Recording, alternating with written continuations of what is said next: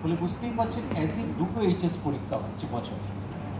এইটা কিন্তু বছরে ঠিক দুটো এইচএস পরীক্ষা হচ্ছে, এটা স্টেট গভর্নমেন্টও জানেন। ফলে স্টেট অ্যাডমিনিস্ট্রেশনের সহযোগিতা, ডিস্ট্রিক্ট অ্যাডমিনিস্ট্রেশনের সহযোগিতা এবং আমাদের যে ডিএসি থাকে তার কনভেনার হচ্ছেন ডিআই সাহেব, ডিআই সাহেবের সেই সহযোগিতা, জয়েন্ট কনভেনারদের সহযোগিতা এবং ডিএসি মেম্বারদের সেই অ্যাক্টিভ রোল এবং কাউন্সিল নমিনি এবং সর্বোপরি আপনারা সেন্টার সুপারভাইজার, ভেন্যু সুপারভাইজার সবারই কিন্তু রোল থাকছে। ফলে দুটো অ্যাজ ইফ এক্স্যাক্টলি আপনারা ভাববেন কিন্তু দুটো এইচএস পরীক্ষা হচ্ছে, একটা সেপ্টেম্বরে হচ্ছে, একটা মার্চে হচ্ছে। ফলে সেইভাবে কিন্তু জিনিসটা করতে হবে এবং যাতে স্যানিটিটি অফ দ্য এক্সামিনেশন বজায় থাকে সেটা রেখেই আমরা এই টোটাল ক্লাস 12-এ 3টে পরীক্ষা দেবো, একটা সেমিস্টার 3, একটা সেমিস্টার 4। আর সেমিস্টার 3-তে যারা সাপ্লিমেন্টারি পাবে তারা সেমিস্টার 4 যেদিন হবে সেই দিনই সেকেন্ড হাফে একটা টাইম স্লটে তারা ওই সেমিস্টার 3-এর সাপ্লিমেন্টারি দেবে।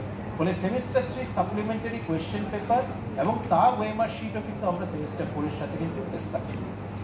ফলে এই ব্যাপারটা আমাদের দিক থেকে অনেক কিন্তু কমপ্লিকেশন প্রচুর, এগুলো গোটা জিনিসটা যেহেতু এখন অনলাইন কম্পিউটারাইজ তার জন্য এটা সম্ভব হচ্ছে, আদারওয়াইজ সম্ভব হতো না।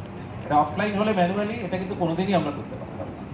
এখন যেহেতু অনলাইন আছে তার জন্যই আমাদের কাছে গোটা ডেটাটা থাকবে যে কোথায় কি হচ্ছে না হচ্ছে, কোথায় কি পাঠাতে হবে না পাঠাতে হবে, সেই অনুযায়ী সেমিস্টার 4-এর সাথে আমরা যখন দরকার সেমিস্টার 3 সাপ্লিমেন্টারি কোথায় কত এক্স্যাক্টলি কোয়েশ্চেন পেপার পাঠাতে হবে, তার ওয়েমার শিট পাঠাতে হবে, সমস্ত কিন্তু আমরা অ্যাকর্ডিংলি পাঠাবো। সেমিস্টার একটাই শুধু সুবিধা হচ্ছে সেমিস্টার 3 এমসিকিউ করাতে, যে পোস্ট এক্সামিনেশন যে প্রসেসটা থাকে ইভ্যালুয়েশন, এইচই এক্সামিনার এটার কোনো রোল থাকছে না। এইটাও আপনাদের কোনো ওই জায়গাতে কোনো চাপ নেই, কারণ গোটাটাই কম্পিউটারাইজড ইভ্যালুয়েশন হয়ে যাচ্ছে। শুধু একটাই থাকবে সেমিস্টার 4। সেমিস্টার 4 হচ্ছে বর্তমান প্রায় এইচএসের মতনই।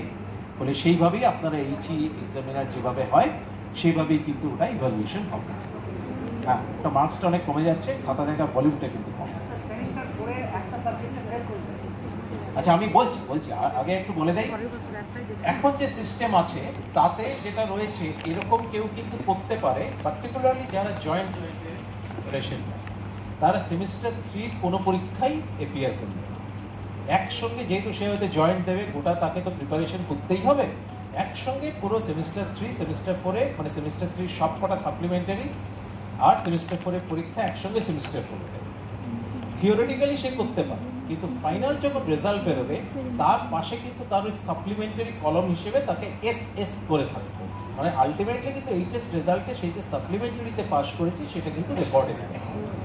ফলে সেই জিনিসটা আপনারা একটু খেয়াল রাখবেন এবং স্টুডেন্টদেরকেও বুঝিয়ে দেবেন এই ব্যাপারটা সে করতেই পারে, কিন্তু এইচএস পরীক্ষার রেজাল্টে কিন্তু পার্মানেন্টলি ওটা নোটেড হয়ে থাকলো যে সে সাপ্লিমেন্টারিতেই পাস করেছে, ঠিক আছে।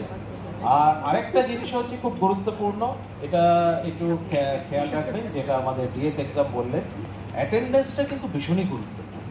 অ্যাটেন্ডেন্স এখন, আমি তো দীর্ঘদিন ধরে হায়ার এডুকেশনে আছি যাদবপুর ইউনিভার্সিটিতে। যাদবপুর ইউনিভার্সিটিতে 90-এর দশকে যে অ্যাটেন্ডেন্সের হাল ছিল, 2000-এর দশকে আরও